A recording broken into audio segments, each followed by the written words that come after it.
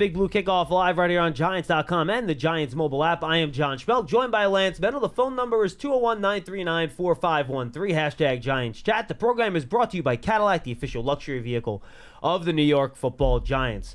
Lance, T-minus 6 days until Indeed. the NFL draft. We are getting in there. Actually, I guess it's technically 7 if you want to count today as a day. So about 7 days until the draft, which is exciting. We still don't know what's going to happen at the top. I feel like other than the Caleb Williams thing, which it feels like a fait accompli, these teams have done a really nice job of really keeping their cards close to the vest here. Sure. And not allowing teams to really know what they're doing. There seems to be some thought that Jaden Daniels is going to be the pick to Washington, but this isn't like some overwhelming thing that we've seen in the past. Like at this time 5 years ago, we thought the Browns were going to draft Sam Darnold, and then all of a sudden it's Baker Mayfield. So I would compare that situation to what we're feeling now with the Commanders. The Patriots, heck, I still think they could trade down. That could be a possibility. What are the Cardinals and the Chargers going to do? So I still think there's a lot of unknowns here before the Giants pick it. Well, I was going to say, John, it actually reminds me a bit of 2021 when there was a lot of buzz surrounding Trey Lance, Mac Jones. Remember the San Francisco 49ers? Are they going to go for the individual that only has one start in terms of his experience out of college, or are you going to go with the more proven commodity out of Alabama? Yeah. And then it turned out to be Trey Lance. So I'm reminded more of 2021 than going far back as you are with 2018. All right, now let's get to our guests. We only got 2 more days of prospect reports from our various schools. We saved one of the biggest schools for last. The reason I pushed them last, I wanted to get that Brock Bowers workout in before we talked to our Georgia person. Unfortunately, he did not test, but he did catch some balls at his individual pro day. He joined us last year as well. We're joined by Radi Nabulsi. He's the publisher of UGAsports.com. Does a great job covering the Georgia Bulldogs. Radi, you got John Schmeelk and Lance Medow here in East Rutherford, New Jersey. Thanks for doing this for a second straight year, man. How are you? I'm doing fantastic. I appreciate you guys having me on. I love talking to anybody that covers the Giants and Athens North, as a lot of us call it. So love talking to you guys. All right, so why don't we start with Brock Bowers? He was dealing with that injury. He didn't have a chance to work out at the Combine. He did that late workout. Where is he from what you hear just in terms of the injury, one? And then do you think he is as elite of a player, and I believe he is just personally, where as a tight end even, he would be worthy of a top 10 pick? He's worthy of a top 10 pick, and I've been covering Georgia since 1993. So it's my 31st year. I've covered elite tight ends, from the Randy McMichaels to the Leonard Popes. I mean, just guys who have made it in the NFL. And he's the best I've ever seen. He's maybe one of the best players I've ever covered. And it's not just because, he won the Mackey Award twice. Awards are – he should have won it 3 times, but it's, awards are here nor there. But it's just that when every time you needed him to make a play, he did. And some of them were superhuman. I think of this, him laying out against Ohio State. He knows he has to get a first down. He dives forward, puts his hands on the ground, pulls his body forward to get across the sticks. Like, wait a minute, you're not supposed to be able to do that, at 265 pounds. So this is a guy whose speed is unquestioned. He's been over 21 miles an hour 4 times since 2021, and the entire NFL roster of tight ends have only done it 5 times. So he's fast, he makes great catches, and he can knock you in the dirt. So to me, he's a top 10 pick. Well, speaking of knocking in the dirt, I think the major question is, there's no doubt about it, what he could provide as an offensive weapon, but from a blocking standpoint, we seem to try to see whether or not everybody could be George Kittle. And he certainly is in a unique group of his own. So where has he, to you, stood out on the blocking front? And even though there may be the desire to block, do you foresee there being more improvement in that area and more ability that he can tap into here moving forward? If you talk to him, he doesn't want to talk to you about touchdowns. He'll point out a decleater block. He will point out a pancake. He will point out just a crackback. He will point those out to you before he talks about, I scored a touchdown. Touchdowns are great, but to him, he likes knocking a guy down more than anything else. That's what'll be on his highlight reel if he were to make it himself. So he's got that ability. You see him climb. You see him take on the most dangerous man on the edge. You see him on the inside zone, picking up the backside pursuit, just laying him out.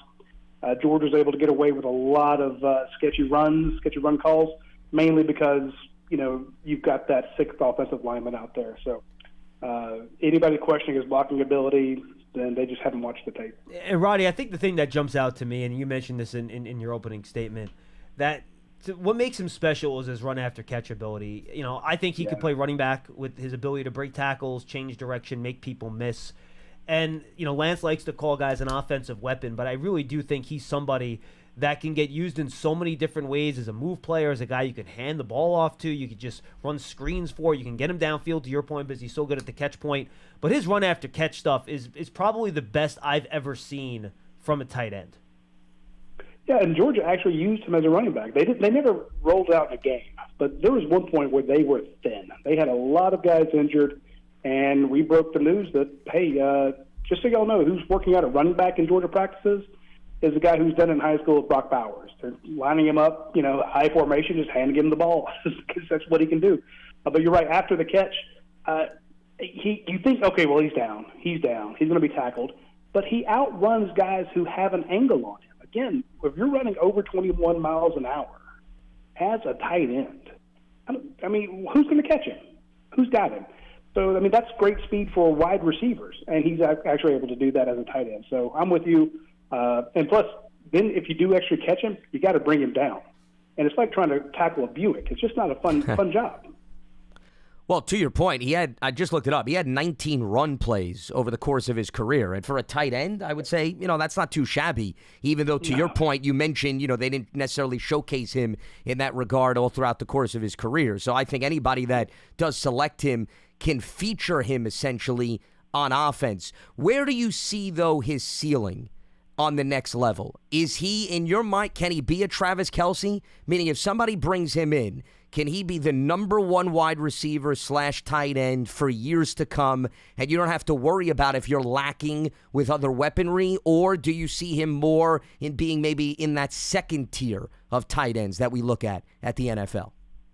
No, I completely expect him to be a Pro Bowler for 30 years. I exaggerate a bit, but that's just what I expect from him because he'll accept no less from himself.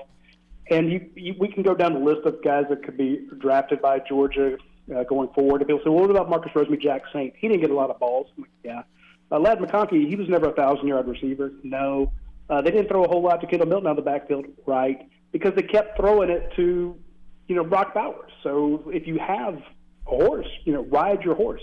So if any team drafts him, they will have a Pro Bowler, maybe not year one, but definitely by year 2, year 3. He will be an elite. He will be a Hall of Famer, barring injury, injury. And he's tough, and this is a guy he's had surgeries and he's fought back and he's a tough guy. And he's as long as he's healthy, he's indestructible and it will be you can build your offense around him. Final question, Roddy, on Bowers, just because we have a lot of the guys we want to get to here. One, you mentioned the injury. It seems like he's good to go. Do you think he'll be a full go whenever he shows up to whatever team drafts him in terms of dealing with that lower leg injury? Yeah, I think he's fine now. I think if I'm his agent, I'm like, look, you don't have to prove anything. The only thing you can do is hurt yourself. You've got tape, you've got GPS numbers, on how fast you are. You've got miles and miles of videotape. Why take a chance? Just go do the bare minimum. Let your tape do the talking for you, and when you show up for camp, go win your spot. On the topic of injuries, I want to move to Amarius Mims, the right tackle. He suffered an ankle injury this past season, and then from what I understand, he had tightrope surgery before returning for the final 3 regular season games. So he did return. How, though, much of a concern is there in terms of durability based on what he went through over the course of this past season?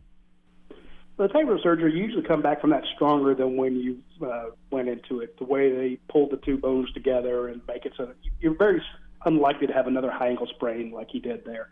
And if I had been his advisor when he came back to Georgia, when he was finally cleared to play, I'd have been like, man, there's only a couple games left.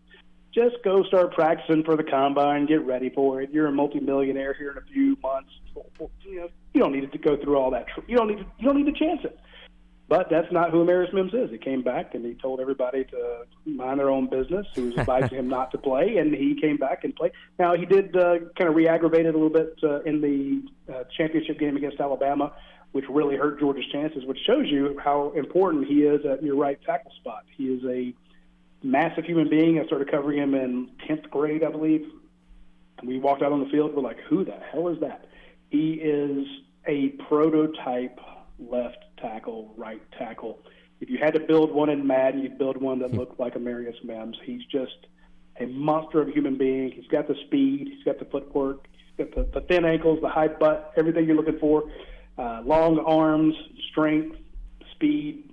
He's just a prototypical NFL tackle. So I wouldn't worry about the tightrope surgery. He's back from that. He's moving fine. That's not something that it's like with an ACL, you worried, years and years afterwards, about it coming back or something like that or being weakened. No, that tightrope surgery, that's perfectly fine. He'll come back from that 100% and be ready to be a first-round draft pick. Yeah, and Roddy, I think people call him raw because he's only started, I think, 8 games, right? But I don't think that's the right word, because if you actually watch the tape of when he played, no one gets by him. His pass protection is immaculate. He has good balance. He uses his hands really well. He's just so long and big, it's hard to get around him just from a physics standpoint. Now, I think there are some things maybe in the run game that, being that tall, he needs to clean up and everything. So I think inexperienced is probably a little bit a better description than raw for him, right? So how do you look at it just as his lack of starts and lack of snaps maybe compared to some of these other offensive tackle prospects that teams are going to be choosing from in the middle of that first round? Well, I have said the exact same thing you did. Someone asked me, he's a raw guy. And I'll say if a guy's raw, it's a nugget, and I'll point it out. But he is not. He is more inexperienced. He hasn't had the chance. But he's behind some very good NFL players right now. Georgia's loaded, so it's not like a guy can come in here as a true freshman, break into the starting lineup, and beat somebody out who's a 5-star from 3 years ago who's playing his junior or senior year. So when you got Warren McClendon in front of him, McClendon's playing in the league. He's tough to get past. So he didn't have as many chances, and then he got hurt. He had the ankle surgery, so what could have been a full season for him, everyone's like, he played all 14 games for Georgia. Yeah, well, he missed a few there and was able to actually have a major surgery and come back in the same season. Shows how tough he is.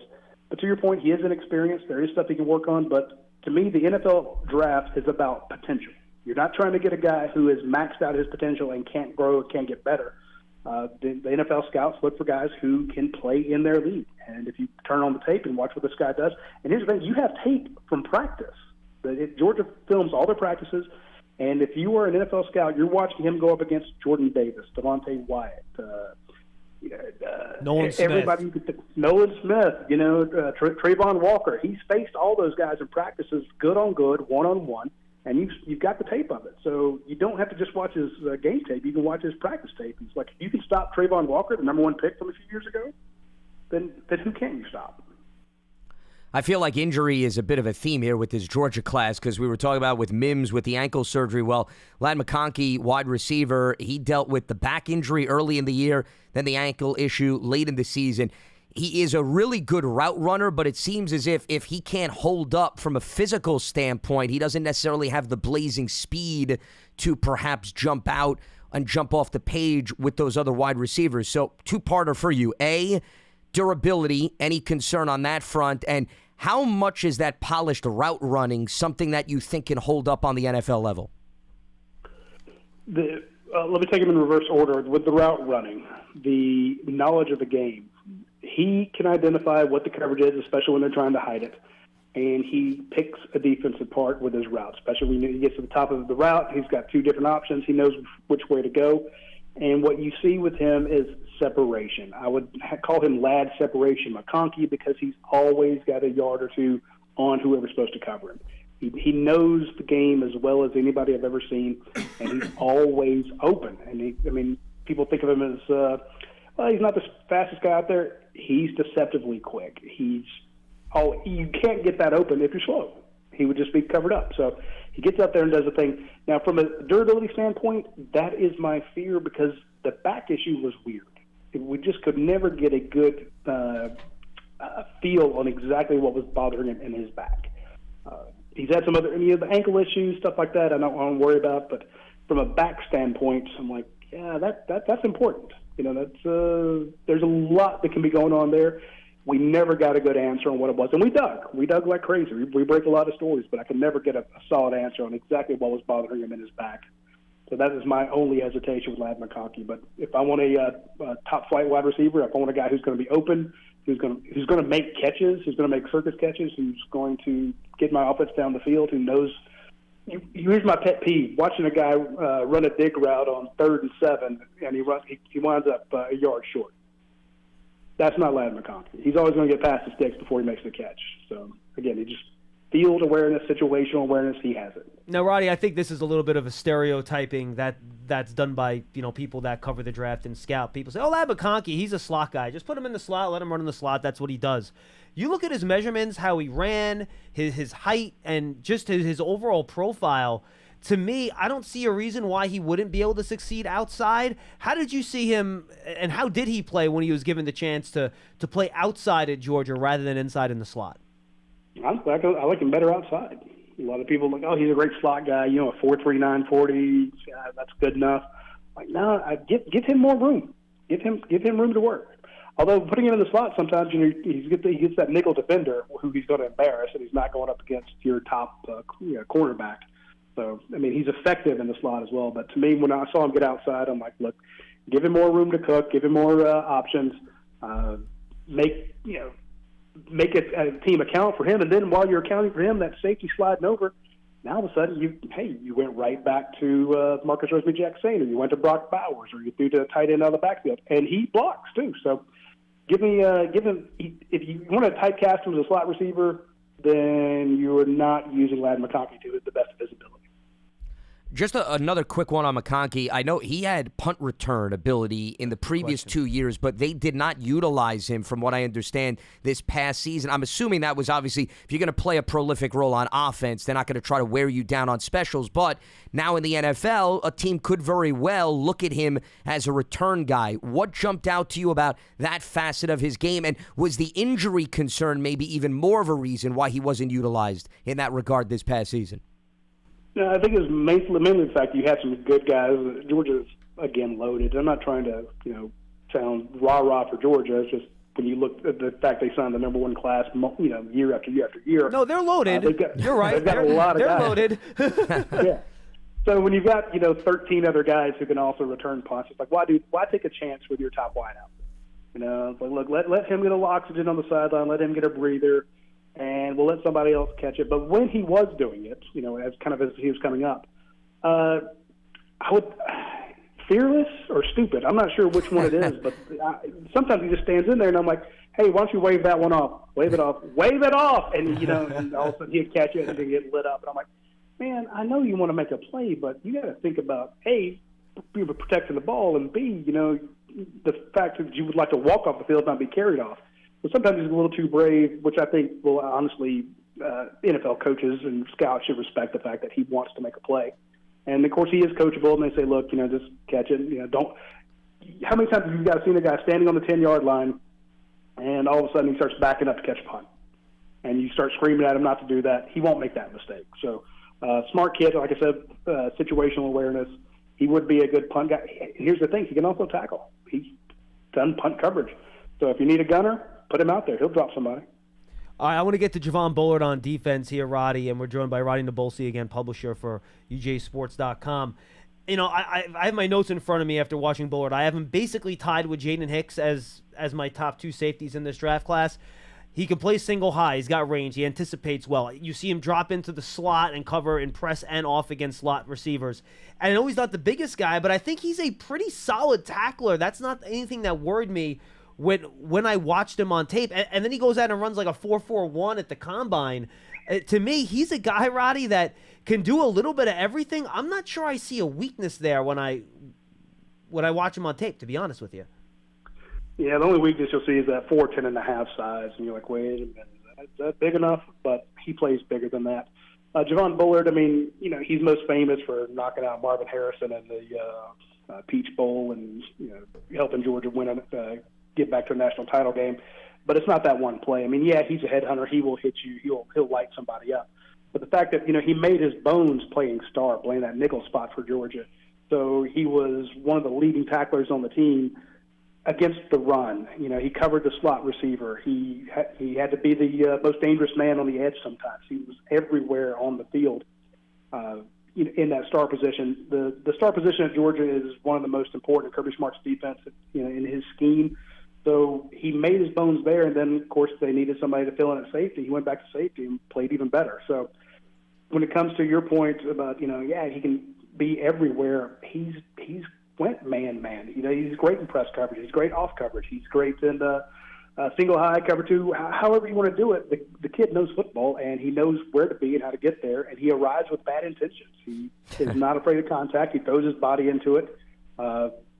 He's not a finesse tackler. He hits through people because he knows when he was on that star spot, sometimes you're the only difference between somebody converting a 3rd and 2 and somebody being stopped at the line. So he didn't ride a guy to the ground. He tried to hit through them and keep them from going forward. So to me, it's the basic fundamentals of the fact that his job is to get somebody to the ground, and he doesn't do it in a soft manner. He tackles hard and tries to get them going the other direction.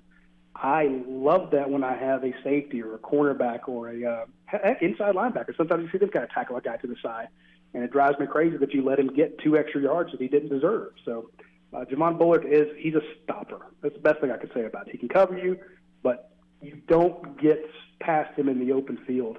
And how many guys can you say that about in the college level? Well, as a player, though, that assumed that star role, it's always that gray area between a safety and a linebacker position. So where do you see fit-wise, Radi, on the NFL level, given the fact that he is only 5'10", meaning if a team wanted to play him a little bit closer to the line of scrimmage and have more of a linebacker-esque type of role, can he hold up, or is he solely a secondary guy in your mind? At the NFL level, to me, he's just a secondary guy. That's not a shot against him. It's just sure. That's how the league is now. Is he going to be able to shed that tight end coming around the edge? I don't know. I would rather see him in the secondary. Cover the slot guy, put him in safety, let him slide, let him come in down into the box, send him on the edge blitz. Just give me that guy in the secondary doing multiple different spots, and honestly, I would use him to trick offenses. Like, okay, you think this is where he's going to be, but right as you get into your cadence, he's moving, and you're not sure where he's going to wind up. I just like it because he's sneaky. He gets around and would absolutely drive you crazy. All right, let's start rapid firing these guys a little bit quicker here, Roddy. There's just so many players. I want to make sure we get to them while we don't want to keep it too long. Kamari Lassiter, I'm going to make this question pretty simple because I feel like his tape was very solid. A lot of questions, though, about, I think, his overall top speed, his testing at his pro day, not where you want it to be in terms of his top speed. Did that show up to you watching him at all? Do you see him then maybe as more of a nickel corner because of maybe that lack of top speed? Just how do you view that poor testing time in the 40 relating back to what you saw from him on the field as a corner? I never noticed it when he was playing. He was always assigned the best wide receiver on any team they faced, and he shut down some of the best wide receivers I've ever seen. At least that he faced. So you didn't notice it. Oh, wow, he's two steps behind. He's 3 steps behind. My bigger issue was the way that sometimes they teach these guys to not play the ball in the air. They like, hey, play the man, not the ball. And I'm like, there were times he could have had a few more interceptions than he did. But he's just knocking the ball away or watching the guy's eyes to see when he raises his arm. I'm like, turn around and catch the ball. That was just a pet peeve of mine. That's what I did. I didn't notice the fact that, oh, wow, that wide receiver's got 4 steps on him because he's slow. I never saw that. So I'll put it this way, real quick anecdote. I covered Nick Chubb his sophomore year. He came to a Nike camp, ran like a 4.840, and it was a cold day, and it was just bad. He just tested bad. We're like, hey, look, we don't have to put that on your bio if you want. We can scratch it. He's like, no, I put it on there. It's what I ran. But then, you saw what Nick Chubb did in the NFL. You saw what he did in college. It was just a bad day, and that's what I would chalk Kamari Lassiter's 40 times up to. I mean, you want a guy who can shut down a corner, who can play. You put him out there on an island, he can do it. I know we wanted to go rapid fire, but I got a quick follow-up in terms of Lassiter because you referenced the hands, and that to me is what stands out about him in terms of his aggressiveness. But how much do you think that hand fighting that he's so known for could come back to bite him with respect to potential penalties on the NFL level? How concerning is that facet of his game? He had a few. He definitely had a few. And again, what was I saying? They play the man. He doesn't know how to play the ball. And the way they protect wide receivers and the way they're so quick to throw a flag on that, there's a good chance that he's a walking 15-yard penalty, just because it's That's not very encouraging, yeah. Well, it's not. It's just, I mean, you can teach him to stop it, and he'll learn it, but it's just, it's frustrating because, again, I noticed that more than I did, he's not step for step with the wide receiver on a 9 route. Yep. All right, now let's rapid fire. Last defensive player from me, Radi, Tyke Smith. I think he's kind of the forgotten secondary player in this mix for Georgia. And, you kind of talked about this when you talked about Bullard. Safety is a very broad defining position, but you have a lot of different roles within that position, right? So what role did Georgia use Tyke Smith in as a safety, and where do you think he really excelled? And what are the areas you think, well, maybe he could use a little bit of work? They mainly used him at the star. They put him in at that nickel spot. They said, look, we need that fifth. I mean, that's their base defense, really. This was a guy who was an all-conference at West Virginia, transferred to Georgia, had to sit out a year because he through injury. I'm like, wait a minute, you're all-conference. Why in the heck would you transfer? He's like, well, I've been learning zone up here, and I need to come learn man. Or vice versa. I wasn't sure which one it was, but he went to another school to learn from different coaches to fill out his skill set. So he can play zone, he can play man. He's good at both. He can. I definitely see him as that kind of nickel safety, nickel slot guy, because he's just he's built for it. He's good at it, and he's tough against the run. He hits through people as well. So I don't see him as a cornerback one or a safety one, but I definitely see him as being your fifth guy out there. I want to jump back to the offensive side of the ball. You got a pair of running backs, Kendall Milton and Dejon Edwards. I think the common theme here is the fact that the workload is not overwhelming. Neither was used heavily as a receiver. I want to focus maybe more on Milton, and if you have a nugget on Edwards, I certainly welcome that. But with Milton, he really came alive late in the final 5 games. He averaged nearly 8 yards a carry, had 9 rushing touchdowns. There's all this talk about him being a short yardage guy. How much more do you see maybe out of him at the next level than just a guy that they'll line up in the red zone to take care of business? He just doesn't have kind of that breakaway speed in the second half. He's not he doesn't outrun people, but he's the initial contact when you hit him, they kind of bounce off of him. So to me, that's a good selling point. The fact that it takes multiple people to bring him down. And he has gotten better and better. He has fought injuries for 3 years, 4 years. I mean, it's just when he finally got healthy, we finally got to see the potential that he had. So I definitely see him. I don't know that he'll take it 80 yards to the house, but if you're inside, you're on your opponent's side of the field, he can take it to that. He can win it. So he's good. And with Dejon, he needs to crack. He's Jaquez Rogers to me. He's so tough to see coming out of the backfield, and he cuts so fast. All he needs is a sliver of a hole if he's through there. So neither one is going to be your premier first, second, third round guy, but they will definitely be productive backs in the NFL. But I just don't see either one being like a Hall of Famer, All-Pro, anything like that. I want to go to wide receiver. I want to ask you about Marcus Rosemy-Jacksaint. I was pretty impressed by him, Roddy, to be honest with you, at the Senior Bowl. There's no flash there, and I don't mean that in a bad way. He actually did have one really nice one-handed catch over the course of that week. But he just runs good routes. He has good hands. He gets open enough. He's a tough physical guy. But I don't know if we have the wow from an athleticism standpoint. I don't think we ever got a 40 time on him. What should NFL teams expect from Rosemy-Jacksaint? To me, I see him kind of as a reliable possession guy in the NFL. You took the words out of my mouth. He's a possession guy. He's production. He will produce. There's not that wow factor. I think back to Chris Conley, came out of Georgia. And Kansas City Chiefs. That's a good one.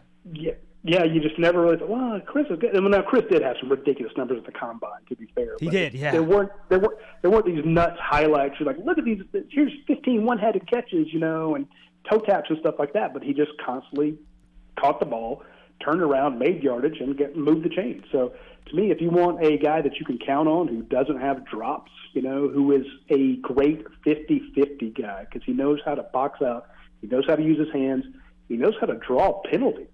I'm not saying he's a flopper, but once you've gone against it a few times, you realize that he knocks my hands away, so I need to go rougher with him. And all of a sudden, you see these guys basically just mugging him on an out route. And, of course, hey, guess what? The side judge saw that mugging too, and here's a flag. So if you're going to stop him, you're going to have to cheat. And when you do so, the flags come out. And if you don't kind of cheat against him, he makes you look bad. He catches the ball. He back shoulder catches are always there. So he's just going to keep lighting you up. Now, are they going to be 60-yard bombs? No. But is he moving the chains? Yes, every time. So if you got 53 spots and you want a receiver who's going to make you first downs and be in the right spot and know where to be on the field, Marcus Roseman-Jackson can do it. And again, it's tough to have a lot of crazy flash and stuff when you're throwing to Ladd McConkey and Brock Bowers every play. A lot of competition, only so many opportunities on the field. Yeah. Last one for me, I want to stay on the offensive side of the ball and go back to the offensive line at center. Cedric Van Pran Granger, the experience is there. I mean, he's had 3 years of double-digit games, which you don't necessarily always see out of an interior lineman or even a guy out on the edge. How do you see that experience translating to the next level? He will never make a bad protection call. You're not going to be able to trick him. You know, he understands the game better than anybody. This is a guy who I expect to be president at some point of the United States. I don't mean of the NFL. I'll just say This is a guy who. Well, he could start with the NFLPA first and then work his way exactly to the Oval Office. Yes, it goes from there. Yeah, and I'm hoping to get in on his cabinet, in some sort of capacity. But Cedric's one of the brightest guys I've ever covered in all my years. He's again another guy without the flash, but could be like a 10-year NFL center. That's the best way I can describe it. You're not going to see him. You're not going to see him pulling, in a center guard combo or something like that. But he will very, very, very seldom ever get beaten, and he will always know exactly what's going on from the defense. So that's why. I mean, if you're going to win 2 national titles and be there for a third, going up against some of the best zero techniques in the SEC, where they have all these different monsters and they're running twists and stunts and A-gap blitzes, and he's just protecting his quarterback like nobody's business. Again, no flash, not crazy size, not crazy speed, but just a guy who's there day after day after day who never makes a mistake. All right, Roddy, a couple quickies. Anybody else that we missed that you particularly think is underrated that you really like that team should be talking about but they're not?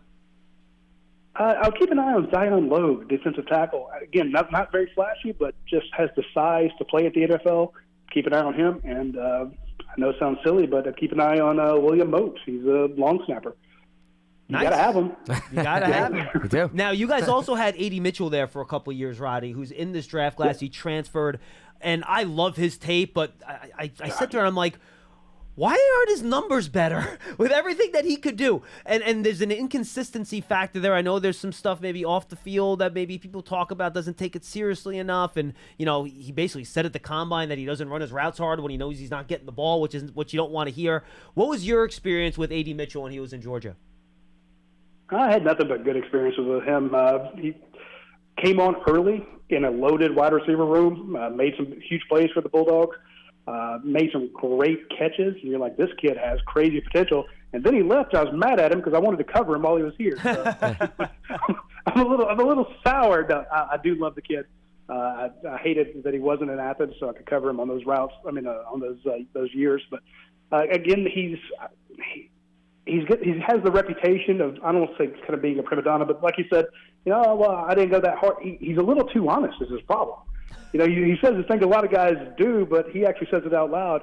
So he kind of gets a bad rap for it, but no, he's definitely a top-end wide receiver. He's got the speed, the separation, the hands. He's going to make some team very, very happy. And then, Roddy, last one, Carson Beck. Do we think we'd be talking about him as a top 10 quarterback next year? And then who else from Georgia might we be talking about in the top 10 range in next year's draft? Well, definitely Carson Beck. I mean, he's the one. That's the guy that's going to be I think right now he'd have been maybe the 4th or 5th quarterback taken. Coming back another year is only going to make him better. So Carson is a freak. Well, I'll put it this way. 2 years ago, a year ago, I was at the combine and wound up speaking to an NFL head coach who went into the restaurant there. And he asked me, he's like, "What is Brock Bowers coming out of this draft?" I'm like, "No, coach, he's only a sophomore. He's got another year." He's like, "Okay." He's the only guy on the entire Georgia roster that he could name, even though they had won a national title. But he knew Brock Bowers, and he was checking into him. That's kind of the way we're seeing the same thing about guys looking into Carson Beck. Like, is he coming out this year? Oh, okay. He's coming back, going to Georgia for another year. draft. Well, we'll see him when he comes out. So the long knives are out for him. They're frothing at the mouth, waiting for their chance to check out Carson Beck just to see what he can do, and I think he will be a top 10 pick. And then anyone else from Georgia that we're going to be talking about in that range? In that range, that is tough. They're going to have definitely some good players. I'm thinking on the offensive line, next year you could have Ernest Green. This is his second year here. I mean, he's a left tackle. He was able to actually start as a freshman. Wow. That's kind of nuts. I'd keep an eye on him at left tackle because he had set out a year with a back injury. But now that he's, his first year back, he played all of Georgia's games at left tackle, so this is year 3 for him. And I could definitely see him with a massive year being a top guy. So keep an eye on him as well. Radi, great stuff, my friend. Tell the folks where they can find all your great work and insight on the Georgia football program. Just go to UGAsports.com. We'll have a draft tracker there, and we have insights on all these guys. And you won't learn about more Georgia players than you would at UGAsports.com. Awesome. Well, we look forward to doing this again with you next year again, Radi. This was fantastic. Thanks so much. Yeah, thanks, Radi. Appreciate Absolutely, guys. Take care. Radi Nabulsi does an awesome job. UGAsports.com. Go check it out if you're interested in Georgia football. And needless to say, Lance, there's a reason they basically lose one game every year. They got a lot of good players and a lot of Just different spots on offense and defense. Yeah, I mean, look, there's overwhelming depth year in and year out. That's why I don't blame a kid for transferring if he can't get on the field, right? Yeah, I mean, you were talking about Mitchell. Listen, well, you talking if you about don't see Mims, right? He had to sit there and wait. Yeah, I mean, same thing. So you can understand. I don't think it's a kid giving up. He's just saying to himself, listen, if I've got a pathway to the NFL, I could stay to be the 4th or the 5th guy on the depth chart, or I could try to jump to another program where I'm going to get more playing time. But, I mean, it's top heavy in terms of a lot of the guys that we focus on in the early stages of the conversation. And you look at Mims, I mean, the guy is just massive in terms of eating up space. He's a good player, too, man. As you mentioned, hasn't played a lot. Well, but I think you brought up a good point about the fundamentals may not be overwhelming, but he keeps guys in front of him. And you know what? That's your job. He does not get beat as an offensive lineman. So who cares if it's not pretty every single time? The bottom line is you feel good that he's going to protect your quarterback. And you said right tackle, too. Do you think you can change him to That was going to be my next question. Experience? So it's a good question, too. Yeah. I don't know the answer. I mean, he hasn't done left tackle at Georgia. So, but he's so big and he's such a good athlete. I would think that, it might take, you might have some, rough patches in the beginning, but I think it's something you could do. I'd probably feel more comfortable starting with him at right and then working with him at left at practice, John, as an insurance policy. And then, listen, year 2, year 3, you want to move him, fine. But I'd work with his strength and the consistency, given the fact that also there's limited opportunities thus far in his collegiate resume, and I'd start him out on the right side. I was fascinated and maybe a little surprised. Not that he thought Ladd McConkey could play outside, but he thought his better position was outside rather than the slot. Well, I think one of the points that jumped out to me that he brought up, Radi, was the fact that he just felt that there's more space for him to maneuver and continue to get open on the outside because, he said, listen, you keep him in the slot, he's not going to face the top corner. So you may want to take advantage of that. And you have a two-way go without the sideline there, too. Yeah, so you can argue. But, listen, there's pros and cons as we talk about in the slot. You may have more space left and right, but also there's a lot of stuff running in your vicinity, and there's defenders on top of you. So, hey, you can bring him in, and you can move him around. The more the merrier. I would look at that. He doesn't have the production of the player. No. And he had some injury issues, but if you look at his physical stats and you look at his testing and you look at his stature, he's not dissimilar from Justin Jefferson. Well, that's pretty high praise. I mean, to certainly throw him in the mix. Jefferson, inside, outside. Yeah, right? I get that. They both ran around a 4.41. They're both around 6 feet tall. They check a lot of the same boxes. Again, Jefferson has been the most productive and a wide receiver the last couple years. I'm not telling you Ladd McConkey is Justin Jefferson. People say, he can only play the slot. Well, if you match up his measurables, they match to another guy that can do both pretty darn well. So I think Jefferson does it with more flash, perhaps, is the way that I would differentiate the two of them. But the versatility is there, which I think was obviously your main point in terms of the comparison. Hey, in the NFL today, we know that injuries can happen in the snap of a finger. Hey, the Giants are the poster child of this. If you could draft a wide receiver coming in, and you can say, hey, year one, he feels comfortable playing on the outside. He feels comfortable being thrown into the slot. He's interchangeable. If we lose our outside wide receiver, we can move him there. If we have limited options in the slot, plus, as we talked about, he's got special teams return experience. And I thought Radi highlighted the fact that he doesn't mind getting down and dirty as a gunner, perhaps as a core special teamer. That's what you're looking for in the draft, John. You're looking for somebody that can fulfill many different roles. I mean, it's the old story, bang for the buck. If you get somebody on a rookie contract and you can tell me he could be a slot, he could be an outside, and he could be a special teamer and coverage, that's 4 roles that you're entertaining with one draft pick. Yeah. Sign me up for that. Jefferson also about 15 pounds heavier, and that would be the other difference too, which is significant, especially if you're going to be an outside wide receiver. You want to get a little that can play off of press and stuff like that a little bit. I mean, that's why I think your point was more of usage more so than anything else, and I think we can leave it at that. All right, folks, go subscribe to the Giants Huddle podcast. Got a lot of good episodes up there. Dane Brugler should be going up shortly. He, of course, is the author of The Beast. That should be up there in a little bit. It'll be Brian brought us tomorrow. Then we're going to have our mock draft on Friday, reporter mock. We have the first 5 picks in the bag with a surprise in there. And we're going to have Tom Rock do the Giants pick. We'll record that on Thursday. We'll air that on Friday. Also this week, you have our Bucky Brooks, Field Yates duel episode, which is a lot of fun, and the Charles Davis episode just posted yesterday as well. So go check it out. I know we do one a day. It's a lot. If you can't get to the content, go back. Remember to go back and find those episodes that you lost and or missed, and made sure that you get to them, because I try to do slightly different topics with all the guys, so it's not really that repetitive. But again, go check that out. And draft season as well. The latest episode just hit. Tony Pauline and I go on the top 10s on all the defensive positions in the draft. So go check that out on draft season. You can find draft season and the Giants Huddle on giants.com/podcast, the Giants mobile app, or just search for either one on your favorite podcast platform. And if you're on Apple Podcast, even for Big Blue Kickoff Live, leave that 5-star positive review. It really does help us. If you could just take the 2 seconds to click the 5 stars and leave a review. If you want to make fun of us in the review, that's fine. But if you do the 5 stars, that's all that really matters. That's cool. We would really appreciate it. It definitely helps us out. All right, 201-939-4513, 201-939-4513. Let's go to the phones. Brian in Pittsburgh has been holding with us since the beginning of the show. Brian, we appreciate your patience. Sorry, I know there's a lot of Georgia prospects, but we'll give you some time here. What do you want to talk about today? Yeah, thanks a lot, guys. First off, I appreciate you guys, and I appreciate the Giants for giving you guys the platform to do this. Thank you. Definitely some of the best information we could get. But for mentioning like the Giants Huddle podcast, your interview with Kurt Warner was very good, very informative.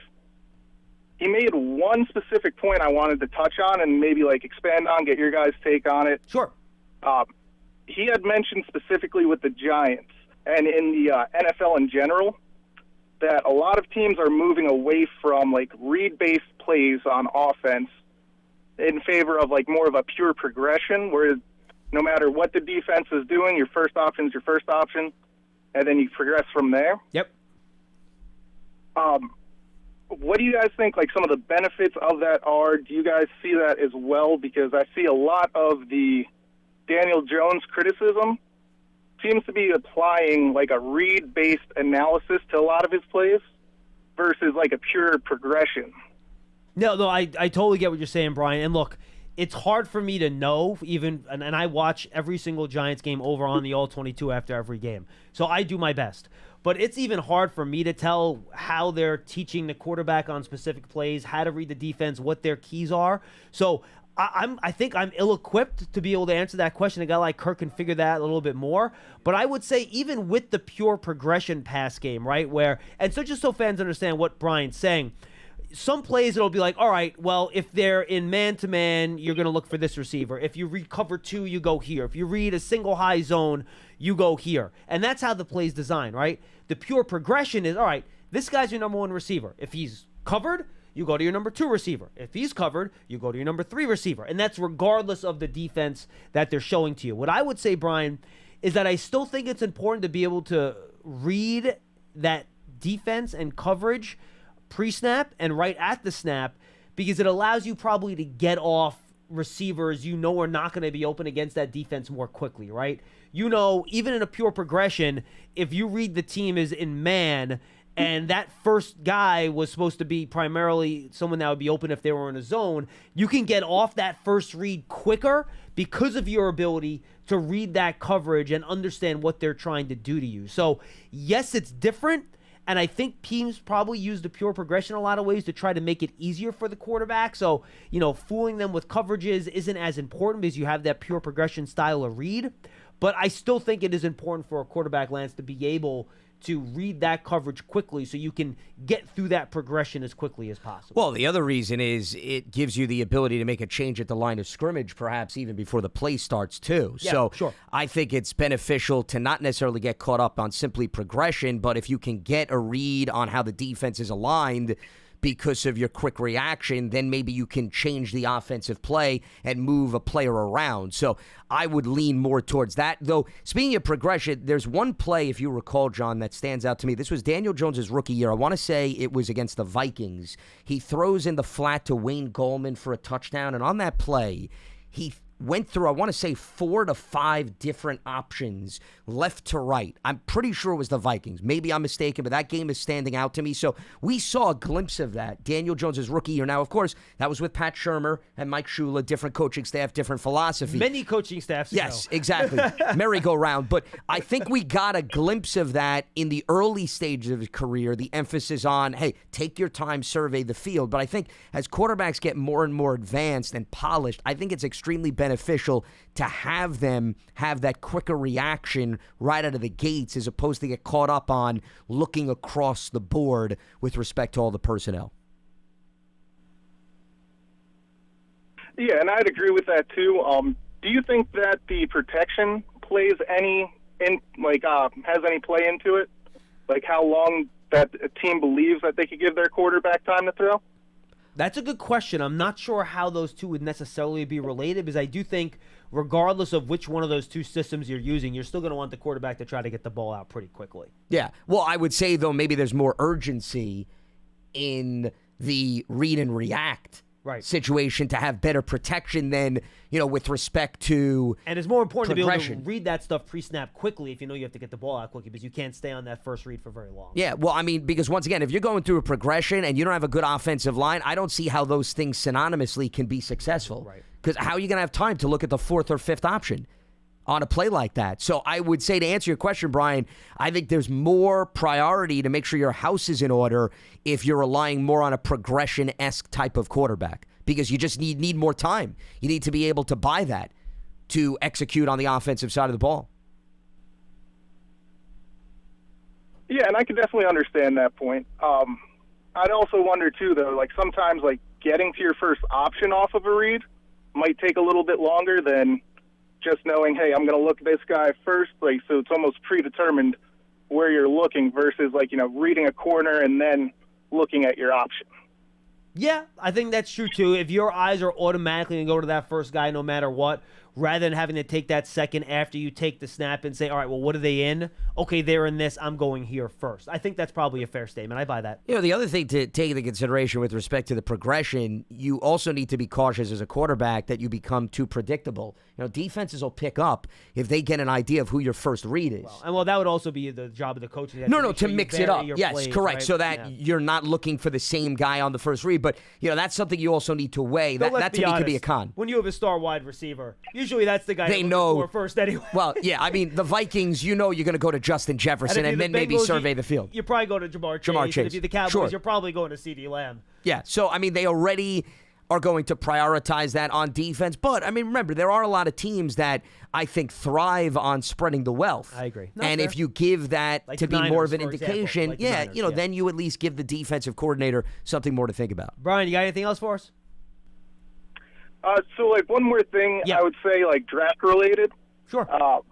I tend to agree with Paul, what he said the last time he was on the show. Well, that was your first mistake, but okay. I know. It's a dangerous, dangerous proposition. Going to the dark side. But I'd be more surprised than not if the Giants do end up taking a quarterback, just because I don't think if they take a quarterback, they'll be able to either get that guy or Drew Lock to stay on the practice squad, and the Giants having carried 3 quarterbacks then on, like, the 53. Well, and Shane and Dave have been here. Well, Brian, I hear you, but I think in that if you draft a quarterback, you're carrying 3 quarterbacks on your 53, and you would just have to adjust your roster accordingly. Yeah, you're accepting that fact. Yeah, I think if you make that pick, that's what's going to happen. Period. Now you might lose Tommy DeVito, depending if you can get him onto the practice squad or not. But if you have a quarterback in the draft that you think has the upside, I think that's a decision that I think you're okay with. Appreciate the call, Brian. Thank you. Yeah, you're willing to, if you're going to take a quarterback, you're willing to then say, we're going to sacrifice an extra roster spot for a quarterback. Yeah. I don't think it's even a debate. Cliff, I'll get to you in a second. I want to talk a little bit about the quarterback proposition, Lance, because what I've tried to do in the Giants Huddle podcast this year, I've tried to get different people on to talk about how they evaluate quarterbacks. I did Kurt Warner, and I'll give you a little summary of what each one of these guys said, right? And then this is how I'm kind of moving off of this a little bit. And then how I'm thinking about this quarterback class. It's going to be long. I apologize ahead of time. So Kurt Warner we got on, former NFL quarterback, right? And every year he tries to watch these college guys coming to the pros. And what he said to me is that I'm trying to see how they do things you're going to be asked to do in the NFL. So going through reads, that sort of thing, processing. And he goes, look, it's really hard for me without knowing what the coaches are telling these guys, whether or not they're good processors. And how they're good at that, And frankly, he made the point with Jaden Daniels. He throws a bunch of slot fades a million times, and you're not going to be able to do that in the NFL. He's really good at it, but, and for him, even as a Hall of Fame NFL quarterback, he goes, without being able to be in a room with these guys and talk to them and find out what they're seeing on plays, what their process is, what they were told, what they're reading, it's hard for him to figure out how these guys are processing. And he said this to me off the air. I'm sure he wouldn't mind me sharing this. But he said, look, I had no idea C.J. Stroud was going to be that good right away. You watch him at Ohio State, he never did the stuff at Ohio State that you see him doing at advanced level in the pros. So my theory now, guys, to be totally honest with you, I'm not going to try to figure that stuff out. Because if Kurt Warner tells me he can't figure out off of college tape whether a guy can process at an NFL level, what the hell chance do I have? So I'm not even going to bother trying, okay? Because I don't feel it's within my skill set to do that. So that's number one. Then I had Randy Mueller on, former GM of the Saints and also a longtime Seattle executive. Also had Thomas Dimitroff on, former Atlanta Cardinal GM. So I asked them, all right, guys, well, how do you evaluate the quarterback position? And more specifically, to Kurt's point, how important are those meetings with these quarterbacks to figure out how they're processing? And Randy Mueller was especially good on it. He goes, yeah, look, until you sit down and you work the board and you work plays with these guys, you don't know how they learn, how they process, and that's doubly important. So that goes to the point where these teams have so much more information on these guys than we do that I'm going to trust Brian Dable and Joe Shane to evaluate these quarterbacks and decide, all right, we think this guy can be this guy can't be. Then I get to Steven Ruiz. He's a writer and podcaster for The Ringer, and his big thing every year is that he does his quarterback rankings, and he resets them every year in the NFL. So he studies quarterbacks a lot. And he said, look, John, I used to have a lot of trouble with college quarterbacks. Going through it, it was, I got things wrong. It was hard for me to figure it out. And it got to the point where I just said to myself, I'm just going to grade these guys based on traits, right? I'm going to see who is the best arm, who's mobile, things that I know I can see. This quarterback can do that. This quarterback can do that. Well, what's the most important things that we see that they can do that transfers to the NFL level? So that's kind of the approach I've taken here, right? Where I see what these guys can do on the field, what I know for sure. Like, I know for sure Drake May is better throwing over the middle than any other quarterback in this class. He's the best at it. Small windows, unbelievable. He's got a really good arm. I know Caleb Williams is really good at this. I know Michael Penix is really good at that. I know J.J. McCarthy is really good at this, right? And Jaden Daniels at that. Go through the list. So that's how I'm kind of looking at this, Lance. And I'm at the point now where I'm also going to aim, and we had this conversation with a lot of different people, I'm going to aim for the high-level traits, right? Yeah, would it be great to get a quarterback that is going to be a good NFL starter or an average NFL starter? Yeah, that's fine. Are you going to win a Super Bowl with that guy? It gets really hard. Like, Kirk Cousins is a good NFL quarterback. He hasn't sniffed winning a Super Bowl. And he's really good. He's a good player, right? So I'm going to try to draft the guy, and this is why I landed on Drake May as my number 2 behind Caleb Williams, right? Because I feel watching him, he has the best combination of traits and things on tape. And now, again, NFL people, Chris Sims has talked about this too, where, he doesn't always throw to the right guy. Well, I don't know who the right guy to throw to is on a play. I'm not a quarterback. I'm not an offensive coordinator. So I don't know if that's true or not. And they say, yeah, his footwork in this. Well, I'm not a quarterback's coach. I'm not going to be able to judge some dude's footwork and know if mechanically he's exactly perfect. I don't know. They could all be 1,000% right about that, and then I'm going to be really wrong on Drake May. And that's okay. I'm doing the best I can knowing what I know, right? So I'm going to aim for the guy that I think has the best chance, Lance, to join that class of quarterbacks that gives their team a chance to win a Super Bowl every single year. The Lamar Jacksons, the Patrick Mahomes, the Joe Burrows, that group of players that always has their team in the mix. The Josh Allens, I think Justin Herbert can get there. Not sure he's there yet. Trevor Lawrence type guys. Again, he's not there yet, but I think he can get there. I want to find the guy with that set of traits that I can see. It still might not work out for the guy, but I think I'm giving myself the best chance of being right by looking at the quarterbacks through that type of lens. Well, and then on top of that, even if they have the traits, if they don't go into a great environment, those traits may be slightly irrelevant too. Because if you put them in a situation where they don't have playmakers, they don't have a good offensive line, the defense doesn't last year provide balance. Yeah, so, even after you do all your homework, it may not add up. And whoever the Patriots draft this year, that's not going to be a great situation for the quarterback. And that's what I always go by. I say, you look at this quarterback, he stands out, and then you look at him, for example, you have a quarterback at Georgia. Well, he's surrounded by premier players at every position, and then you put him on the Patriots, a team that's struggling in every area. You don't think that's going to impact his play? Of course it is. Of course it is. Of course it is. But nobody necessarily takes that into consideration. That's the problem. Well, like we like to say, quarterback win-loss is not a quarterback stat. Win-loss is a team stat, and that's going to be impacted the same way a quarterback's individual production will be impacted by what's going on around him. Well, that's why, to me, Baker Mayfield is the perfect example for what we're talking about. Because he's been on a variety of teams, and notice his production has changed because when he went to Carolina was very different than what Tampa Bay offered him. And Cleveland, when he found stability with Kevin Stefanski, was different than also what Carolina provided him. So does that mean the Rams and Bucks? Actually, for the limited time he had with the Rams, Sean McVay actually was able to tap into something, especially that Thursday night game against the Raiders. And like a guy like Darnold still hasn't found a good situation. And again, I'm not saying Sam Darnold's some great quarterback that's been bad just because of situations, but the Panther situation wasn't good. Well, I mean, look what happened with Bryce Young last year. I think we saw a bad now, again, different coaches, but whatever. The Jets situation was bad. We didn't have receivers or an offensive line. So, and he didn't really have much of a chance with San Francisco last year. So, if he gets to play this year, and we'll see what the Vikings can do, what they do with their quarterback situation in the draft, this is by far the best situation Sam Darnold's going to have a chance to play quarterback in as a pro. He still might not be good. I don't know. And I got it wrong with Darnold. I love Darnold because of his flashes on tape. And by the way, he still has some of those flashes in the pros, right? These crazy throws downfield. He's running. He's athletic. He's on the move. He's making tough throws. Then he misses the guy that's wide open 7 yards down the field, and he makes a boneheaded decision. He's seeing ghosts. He's throwing it to the defense. So this isn't a foolproof system that I've developed here, folks. I'm not saying that. I'm trying to be humble, but I'm just explaining to you how I'm looking at these guys because I think it's the only way I can do the evaluation without just watching and I think that guy's a good processor. I don't know.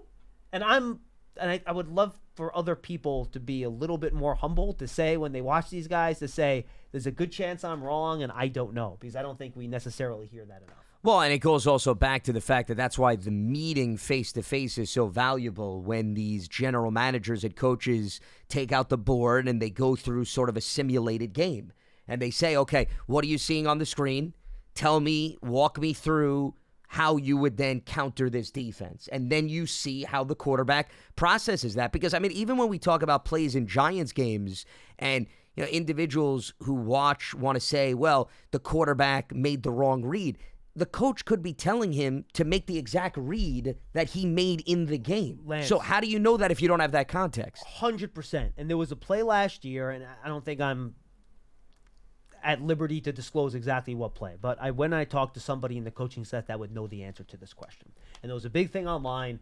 Daniel Jones, why didn't he throw it to this particular guy down the field on a play on a 3rd and long? And it said he checked down to a guy that was a little bit shorter. And I go to the coach and I say, Coach, let me ask you something.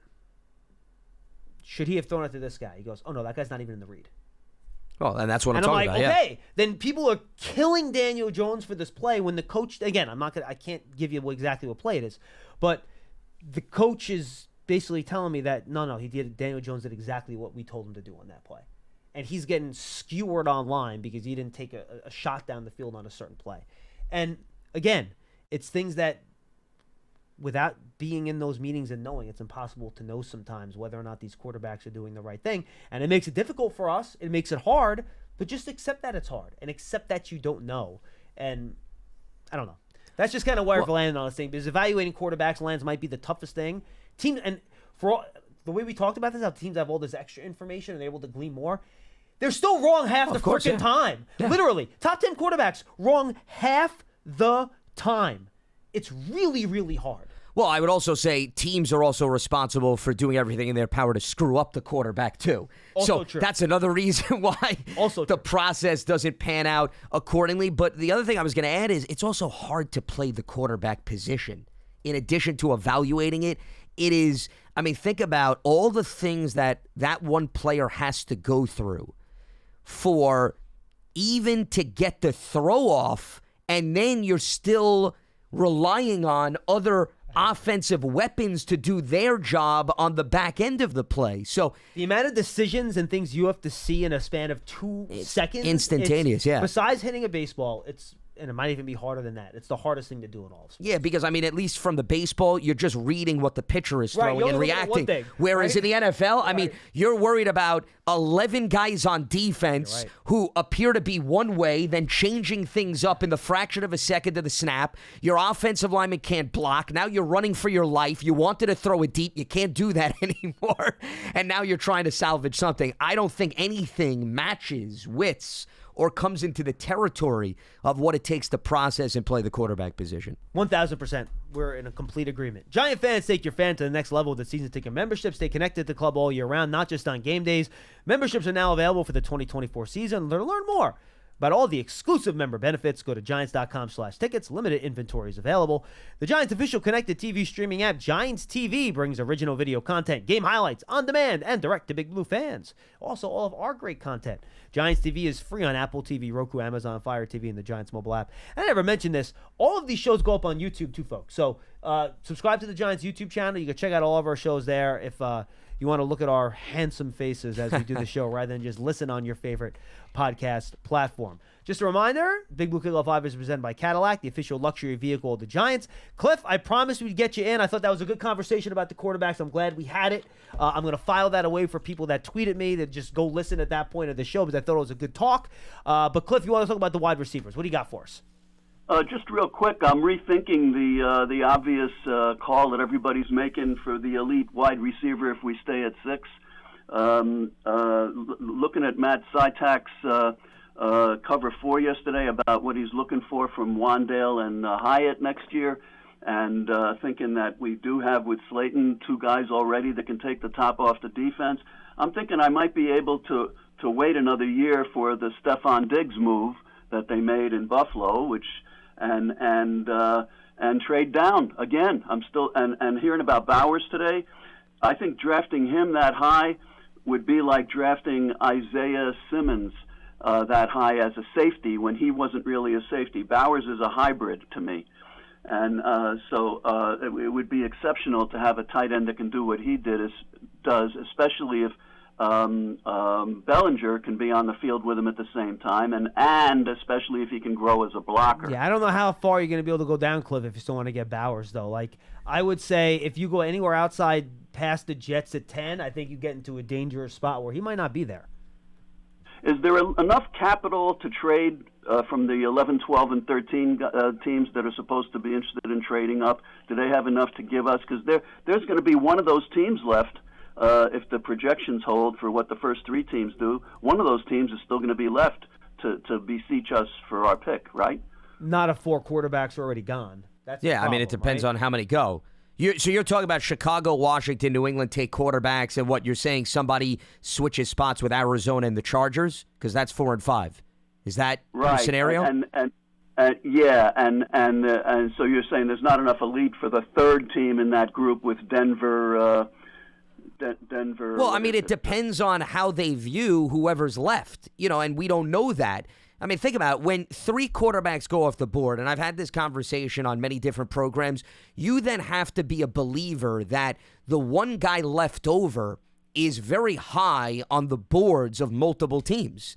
That's how you have to think. And do I think that's true for the majority of NFL teams? No. I think then that would be teams settling and reaching because they're desperate for a quarterback. Now, could there be one team who loves a J.J. McCarthy, let's say, or another quarterback that you think is outside of the top 3? Let's go from a hypothetical conversation. Sure. I don't think the volume, though, is as high as maybe the 1 or 2 teams, and that means you don't have as many teams that are willing to switch spots with you. Yeah, and Cliff, I'll say this too. I'm tired of this offense not scoring points. I know. I'm tired of it. And if you don't add a big-time weapon to the team this year, you're not going to score a lot of points again. You lost but you your added top stability. You added big-time stability to the offensive line. Huge stability. Great, but Cliff, but you lost your best offensive weapon to Saquon Barkley, and you still don't know if your second best offensive weapon of Darren Waller is going to be here next year. Don't need him. I'm also thinking about what Kafka was doing at Kansas City. Wait, time out, Cliff. Time out 1 second. You don't need Waller. So you take away your 2 best offensive weapons. You don't add anybody else on the offensive weapon side of the ball, and you think we're going to be fine. Yes, we do. No, we got Wandale and Hyatt. I said add. You don't add. They're not anybody. new. They were already here, Cliff. The guy that they used to have in Buffalo, they brought in was a slot receiver. Maybe they brought him in mainly as a returner. What's his name? Well, Isaiah McKenzie, you talking about? Yeah. Yeah, I don't really. That slot weapon. He is a slot, but okay, I mean, so then you're taking Wandale Robinson off the field. He's not Barkley or Waller though in terms of production. It's just you want to add weapons. I mean, who's to say Wandale can't play on the outside? I saw him make a deep ball catch on the sideline. I understand, year. but Cliff, my point is that McKenzie's not better than Slayton, Hyatt, or Robinson. So how is he getting on the field? It would be a scheme change. No, you would have to have like 5 wide. No, Cliff, you need. We don't even know if McKenzie's going to make the team, by the way. You can't go into next year after what happened the last few years, get worse from a weapon perspective. Oh, okay, and think your team's going to be better offensively. I mean, with all due respect, that We doesn't make a ton of sense. We can do the addition you want with the next group of wide receivers in the draft after the top 3, right? Well, you can, but you have a lot more misses in the second round in wide receiver than you have in the top 10 the last few years. Yeah, and if you pass up on Neighbors and Adunze, there is a drop-off once you get to the next batch of wide receivers. I think this team, what I think you're surpassing, Cliff, is you need a proven commodity, okay? When you remove Barkley and Waller, perhaps, due to retirement, and nothing's official yet, so we'll see how that pans out, you can tell me about Isaiah McKenzie and Wandale Robinson and Jalen Hyatt. Those guys are not proven commodities to the degree of Waller and Barkley. Waller and Barkley have done it for multiple seasons. Yes, they've battled injuries, but you have a really good idea of what you're going to get and how you're going to use those guys. Wandale has flashed in between injuries. Jalen Hyatt has a very small sample size as a rookie, and McKenzie has been a special teamer at a lot of places he's gone. Not a prolific offensive weapon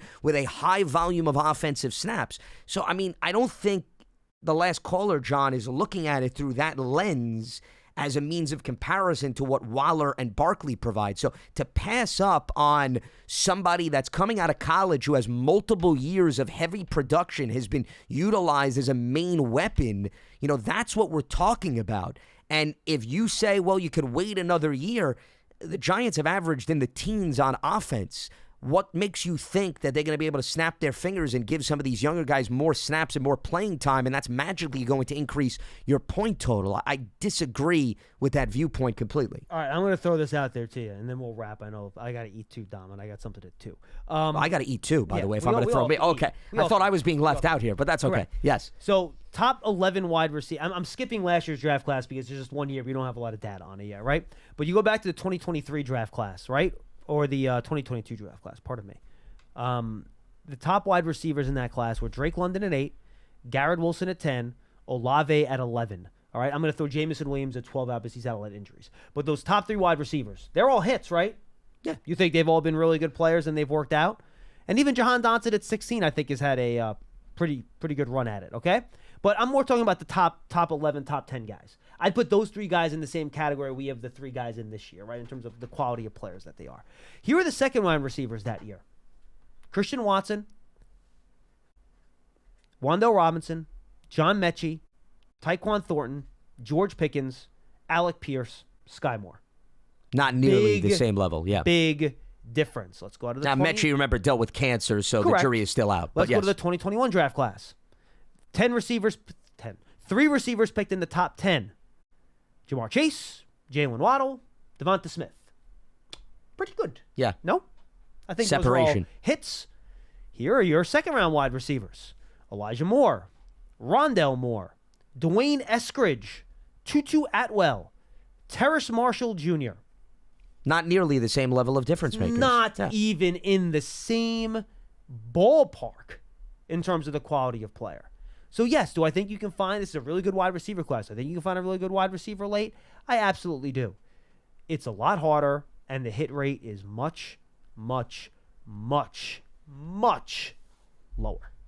Yeah, and you're not looking for a complementary weapon. See, that's why, John, I go back to Cliff was talking about a bunch of complementary weapons. It's almost the old story, more is better. I'm just going to throw more talent on the field. No, sometimes less is better if part of the lesser group is a star-studded player. And that's what this team needs. You need somebody to put fear in the eyes of opposing defensive coordinators. Right now, there's not that proven commodity on the roster, no matter how you want to spin it. I forget who I described it to this way, but I feel like you're building like a room, right? And you got a bunch of great accent pieces. A vase is nice. You have like an accent wall. You have a little painting that's good. But you're missing the thing in the middle of the room that brings everything together. The wow factor. Yes. Yeah. You need, like, what is this? Is there a couch in the middle of the room? Is it a cool table? Like, the thing that makes the room functional. That's what you still need. The Giants have some accent pieces, but they don't have the thing that They don't makes have the the centerpiece. room go. Yeah. They don't have that item, to use your analogy, when you walk into the living room and you have something to immediately ask the owner about. Or the thing in the room that tells you what the room's used for. Sure, Is that this too. is this an office? Is it a living room? Is it a bedroom? What's the thing that defines the room? They don't have that there yet. Now, could one of these guys theoretically develop into that? Sure, maybe. But are you willing to bet a season on that? That's a big roll of the dice. And listen, I'm one of the few people that has been high on Wan'Dale Robinson forever. But, you know, unfortunately, because of his injuries, it hasn't always come together. And I don't know if you could bank on him now being the guy that completely takes off this season. You got to protect yourself. Now, if you can go down to 9 and you still feel pretty good, you're going to get, you know, one of the 3 wide receivers or Bowers there. Okay, cool. I'm fine with that. 11, I think you're pushing it. Because would it shock you if the Jets picked one of those playmakers to go with Aaron Rodgers? Not at all. Wouldn't shock me at all. If I was them, would I pick an offensive tackle? Yes. Would it shock me if they picked a weapon? Nope. I think the Bears are picking a weapon. What happens if the Falcons decide, oh, well, we don't think any of these edge guys are worthy of a top 10 pick. We're going to get out. And then somebody moves to 8 and picks another weapon. Yeah. You know, you don't know how that's going to go. So I think moving down can get very, very risky. And you know what? Just real quickly here, John, I don't know if the Giants could even think about being in that luxurious position to move down given their offensive struggles. Given Meaning, the need, right? Can't you say to yourself, we've got a huge need, take the player you love and don't ask any questions? Meaning, John, is it worth gambling and sacrificing that player to gain an extra pick or two who may even come into play in 2025 or 2026? Yeah, that worth it? Yeah, might not even be picked this year. You're right. Why give up on that? This is, I know we did supersized here, but I thought that was really good. I thought we had a good conversation at the end. Great job by Radi Nabulsi talking Georgia prospect. Thanks for joining us on Big Blue Kickoff Live. You can find us on Twitter at Lance Medow and at Schmeelk. Make sure you check us out, and we'll see you tomorrow. By the way, Joe Shane's press conference tomorrow, I should mention, is at noon tomorrow. So if it goes a little bit long, BBK will start a little bit later. But you and Paul, I believe, correct? Yep. We'll have coverage. You'll have a reaction to the Joe Shane press conference at a couple more schools as well as we wrap up our week of draft prospects. And then on Friday, I believe it's me and Paul on Friday, correct? Or are you with me on Friday? No, I'm not here. Okay, so maybe me you and Paul on Yeah. Friday. I think we're going to have Kyle Krabs, one of our resident draft experts, pop on the show and talk some draft with us. For Lance Medow, I'm John Schmeelk. We'll see you next time on Big Blue Kickoff Live. Thanks, everybody.